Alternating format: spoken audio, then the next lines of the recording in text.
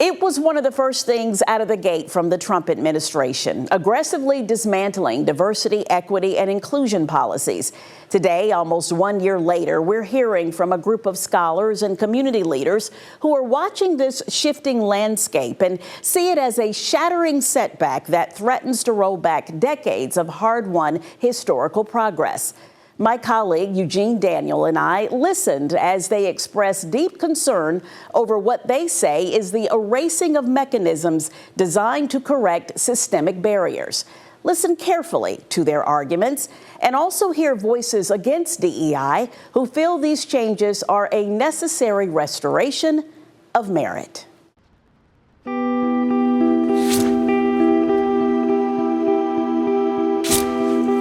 We brought together this group of people to deliberate over a topic we hear so much about. It is a conversation. DEI, diversity, equity, and inclusion. Words many say project strength, now being strangled by a narrative of division. A lot of times individuals forget about accessibility. When we talk about socioeconomic factors, I don't want to dilute race, including LGBTQ, veterans, youth. These are experts who understand the meaning of DEI and say its purpose is being twisted, its promise mangled. What is diversity, equity, and inclusion?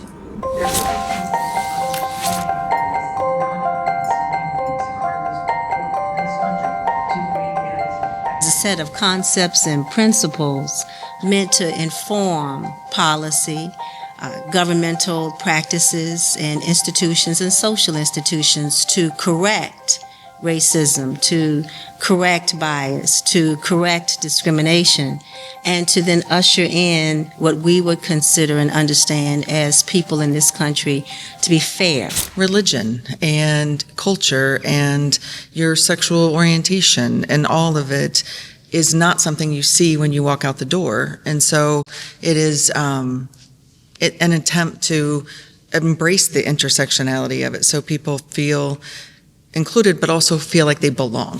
The default for us, I think, is to go to race. Yes. Because that's the default. You know, you make it black and white, but there's so many other pieces to this.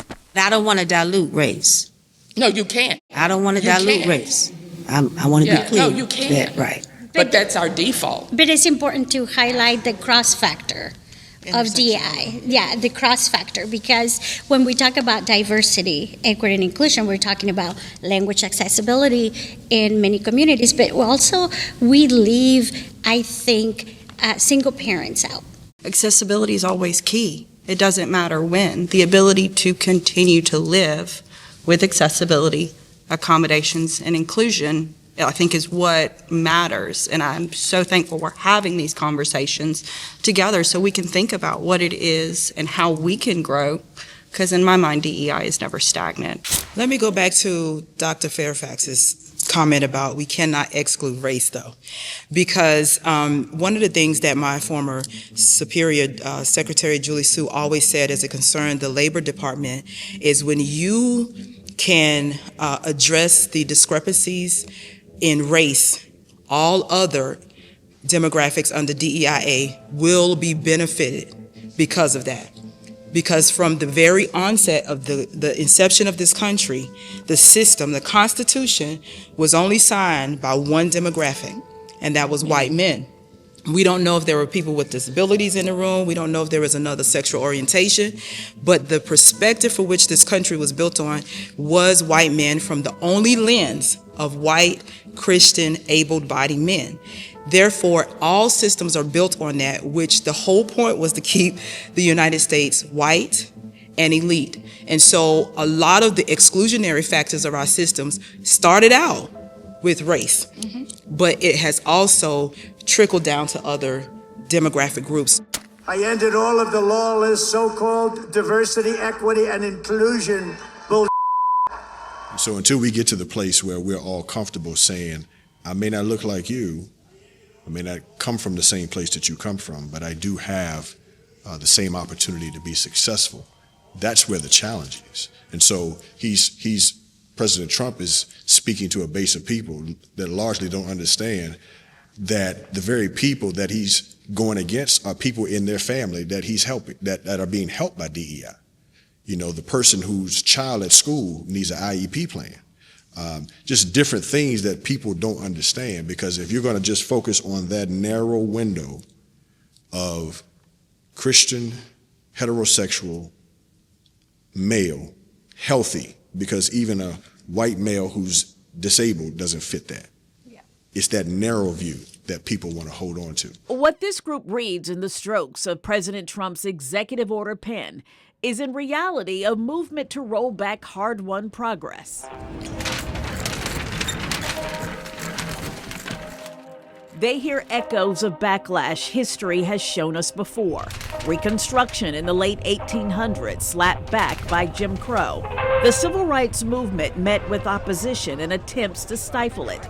Roads to legal and social progress blocked by the traffic of fear. America was on that path during Reconstruction. It was actually on that path right after the American Revolution. And each time we were on that path, we veered off because of fear. We veered off because some people, the majority, felt that they were going to lose their privileges, that they were going to have to share their space. They wanted to continue to exploit people through enslavement, through discrimination. And so they veered away from it, to the harm of our society. We're in a time period now, when we look at our laws that are now being dismantled, this didn't happen overnight, okay? This was a plan in place from the first moment the Civil Rights Act was signed in '64, to start, how do we now roll this back? We look at what is happening now, which is being executed through the policies of the White House, the power. However, the policies were created through a think tank called the Heritage Foundation, which brought together over 100 different groups throughout the country with various ideologies in order to create what America used to be. And that is an America that is centered around white superiority.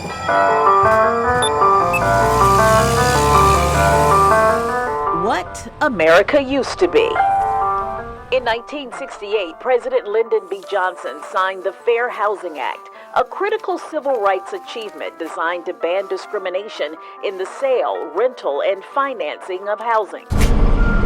But as the legacy of housing discrimination lingers today, there's worries strides made in fair housing will erode, as just one example of DEI rollbacks. There's still a lot of work to be done. And historically, both the government and private actors have had a role in enforcement. And what we're seeing, at least at the federal level, is the federal government kind of removing itself from its statutory role in enforcement of the Fair Housing Act. Closely aligned with the Fair Housing Act is the Reconnecting Communities Act. Both are fundamentally rooted in advancing equity and justice, addressing systemic barriers that have limited opportunities and resources for marginalized groups. Today in Norfolk, Reconnecting Communities is working to identify a plan that directly tackles the social, racial, and economic consequences of the I-264 freeway construction. And the highway's interaction with historic redlining in the city, an illegal practice denying financial services like loans to minority residents in certain neighborhoods. It contributed to the racial wealth gap we see today. On one side of the DEI argument, redlining ended decades ago.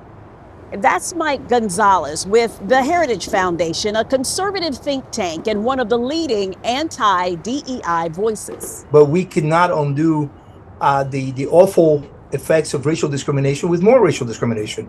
And on the other side of the argument, so they redlined all of the communities that Blacks were living in and made those communities stay within those communities. When you look at the maps of that era that showed all the redlining, you also see that's where all the highways were placed. You see that's where all the major roadways were placed. you see that those communities that existed 40 years ago, 60 years ago are still there. And those highways are still there. And those public nuisances are still there. And you see the lack of resources that are going into those communities.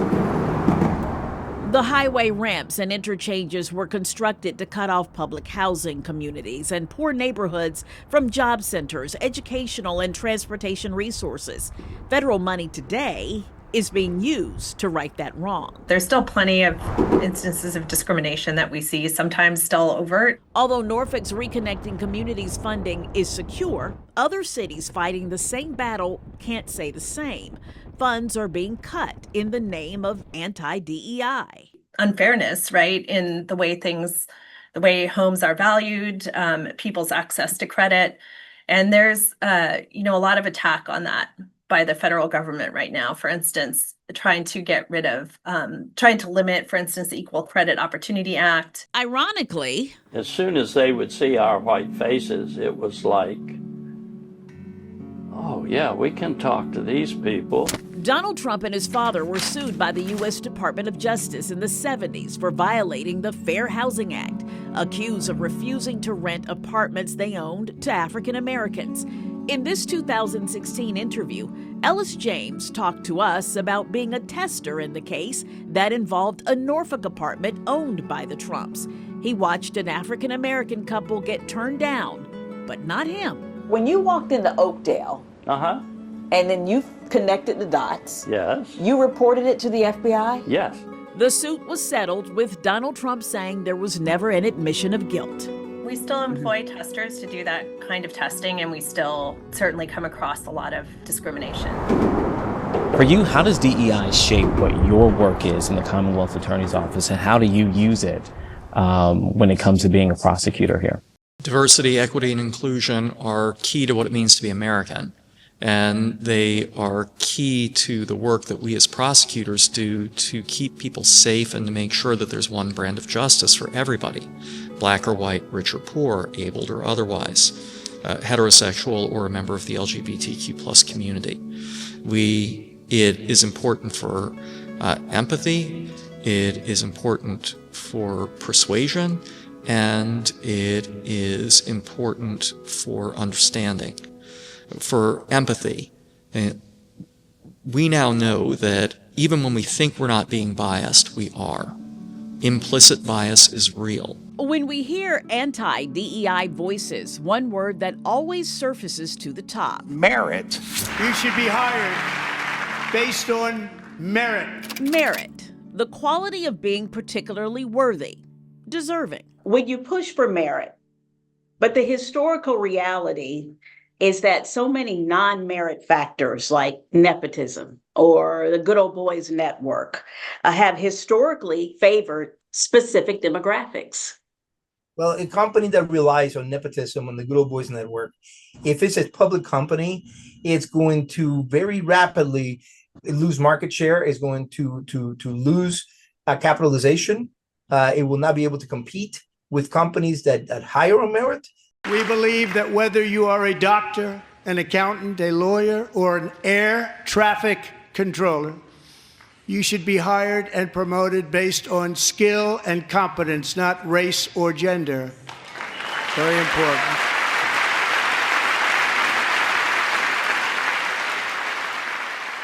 Merit is based on assumptions. As a person with a disability, if I go into a job interview and say I have a significant physical disability, my resume has gotten me into the interview. You have seen in my resume something worth of merit to call me to an interview. But the minute you see a person with a disability who's coming in for a job interview, who may have a significant disability, merit goes out the window, even though my education, my resume says it. What is there is their assumptions, your bias. There's a lack of knowledge. The disability community, we didn't get our civil rights until 1990 with the Americans with Disabilities Act. And if you say ADA today, a good percentage of the population think you're talking about the American Dental Association. We paid a visit to the Independence Center, a disability advocacy facility, where they worry that anti-DEI policies will work to dismantle the structures designed to promote fairness, support, and a sense of belonging. I help people who have communication barriers for the deaf and hard of hearing. The majority of the staff that work here are people with disabilities. The one thing we don't ever want people to think is that we want a handout, and for that seems to be the misconception. We just want the access that everybody else has. Jason Miara signed a letter to the president of Costco calling the retailer's DEI policies unlawful. You criticize Costco, criticize the American Bar Association. 5.8% of attorneys in the country are Hispanic. Is that too many? What is your goal when you target DEI with the American Bar Association? Well, listen, I am proud of the fact that I'm the first Latino to ever serve in this office as Attorney General, and the first child of an immigrant ever served in this office. I want to see the full fabric of our community cross the economic finish line together. What I don't want is an America where somehow we're doing reverse discrimination against everyday Americans. I don't think that's healthy either. One example AG Jason Miaras refers to is his investigation into the admissions policy at the elite Thomas Jefferson High in Alexandria, when he felt the policy went from merit-based to race-based. And what we saw at Thomas Jefferson High School, in our conclusion, is you had anti-Asian discrimination that had occurred at this public school precisely because they were more interested in equality of outcomes rather than equality of opportunity. After a federal appeals court ruled the argument lacked merit, the U.S. Supreme Court opted to leave the lower court's ruling in place. Still, in May, the U.S. Department of Education's Office of Civil Rights opened an investigation into Fairfax County Public Schools over the policy. In the crosshairs of the DEI purge, colleges and universities. The board had passed a resolution that DEI was going to be dismantled at the University of Virginia. I'm supportive of that. I think also there had been some expression of frustration from me and the board that it was moving too slowly. At the end of the day, and President Ryan did say this in his own resignation letter, that he had planned on resigning over the course of this summer. And he had planned on resigning in late July or early August, and he did it in late June. Former UVA President Jim Ryan disputes Youngkin's account of his resignation. In a 12-page letter to the UVA faculty senators, Ryan outlines a politically charged controversy surrounding DEI compliance, which ultimately led to his forced resignation, comparing the ordeal to a hostage situation, while pointing fingers at lawyers at the Department of Justice, some board members, and Governor Youngkin. Do you worry that when you have just 7% of students there African American, maybe 6% Hispanic, that when you go after DEI aggressively, that those numbers will get even lower? Our institutions are about academic opportunity. And anyone who is working hard and has demonstrated that they can succeed and in that environment deserves to be there. And I think that's the standard. Of course, what we have seen historically with a lot of the DEI programs is, in fact, illegal discrimination. In 2015, I was appointed president of Virginia Wesleyan with a clear mandate for transformational change. I would imagine that some university presidents would be afraid to talk about DEI. You're not.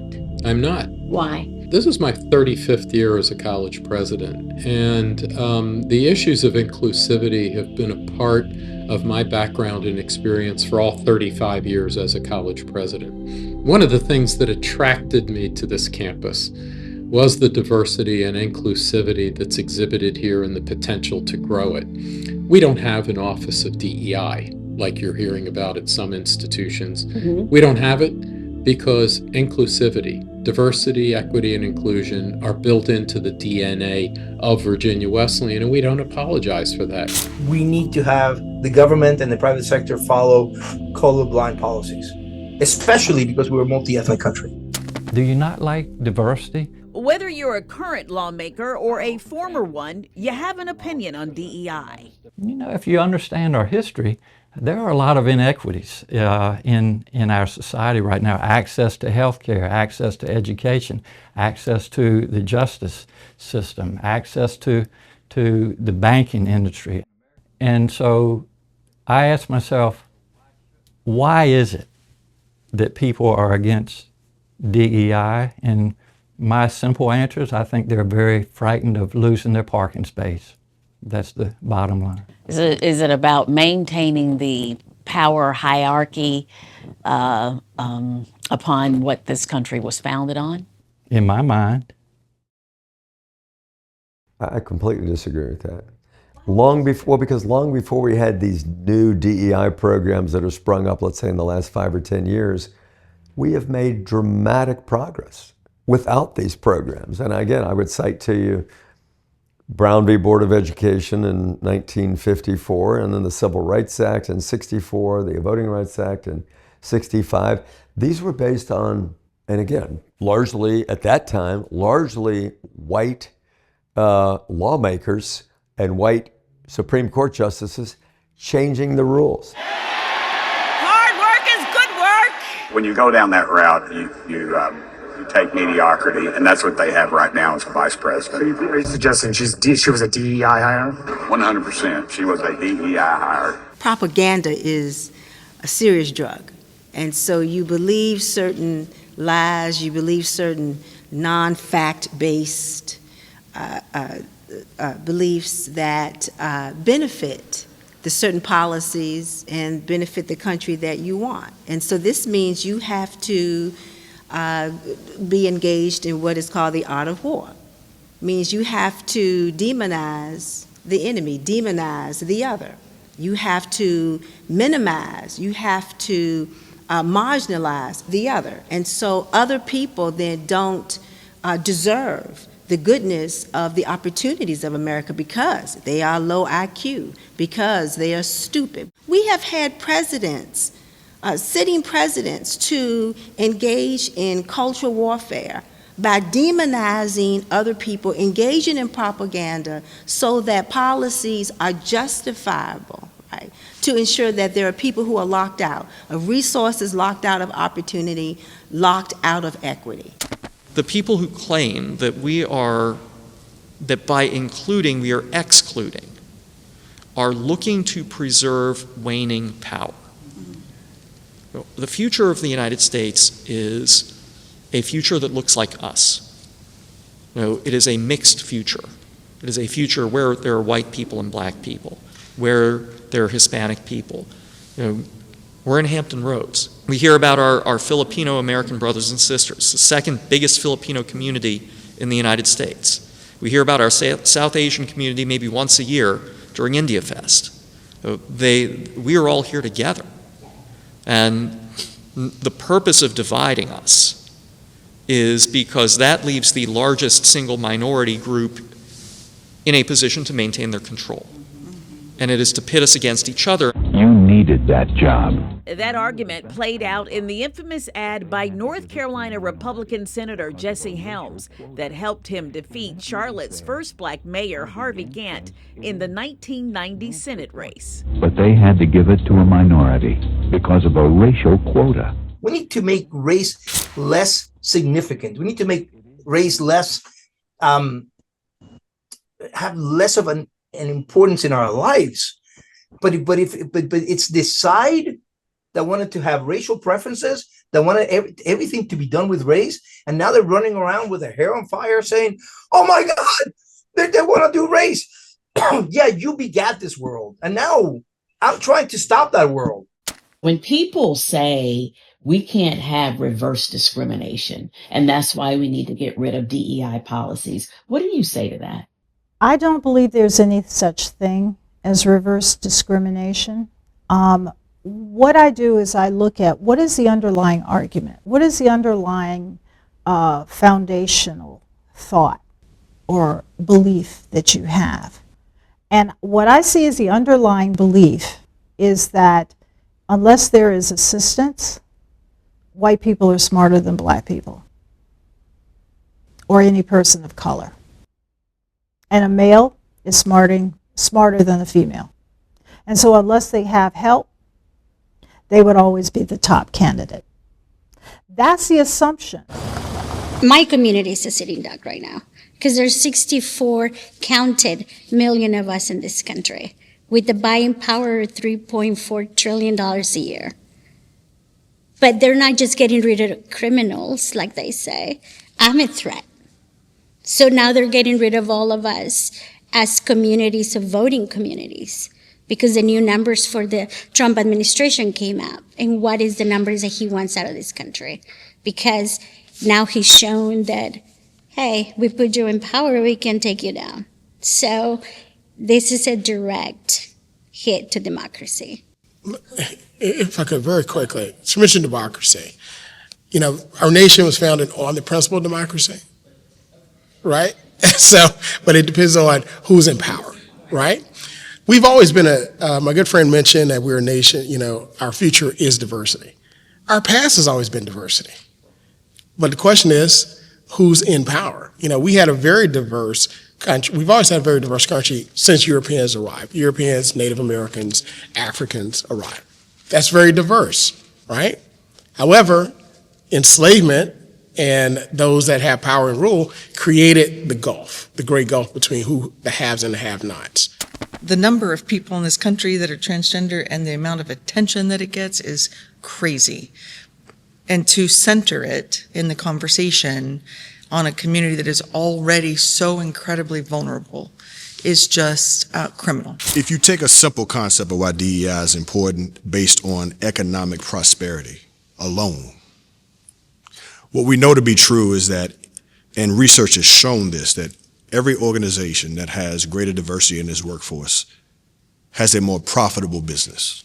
Do you believe that diversity is a benefit? I think unity, especially in times of trouble, when a nation and a society are faced with challenges, I think that you get the unity should be at a premium. What we have to do is bake it in. And so when you talk about Target and all of these other corporations who've rolled back DEIA, it's because it was never baked into their systems anyway. It became a catchphrase. Everybody wanted to respond to Black Lives Matter or George Floyd, and so they just put frosting on their mission statement, a DEIA statement, so it was easy to roll it back, right? What we must not do is to decide that other group of powerless people are somehow our problem, that they're in our way. They are not in our way, nor are we, and I'm speaking as a Black woman, nor are we in their way. Every group, yes, have different set of concerns, different issues, a different history, no doubt about it. But we should never lack the capacity to realize that their issues and their concerns should matter to us. It is going to take people to support the safety net that's going to be ripped away, for people to stand up and be part of that fight who are not used to it. We've got some fighters in the fight today, right? I believe that there is a majority of folk, and this is the hope that I have to have, one, as a woman of faith, but two, because I believe that humanity ultimately will prevail. And I believe that DEIA is resilient through the course of time, regardless if it's immigration laws, it's civil rights, ADA, regardless it's the LGBTQ rights that we see now, veterans' rights, youth, those who are just as involved. We're not going back, and it's resilient, and diversity will always win.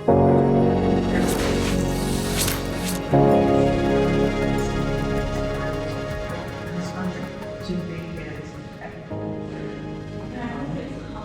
think it's hard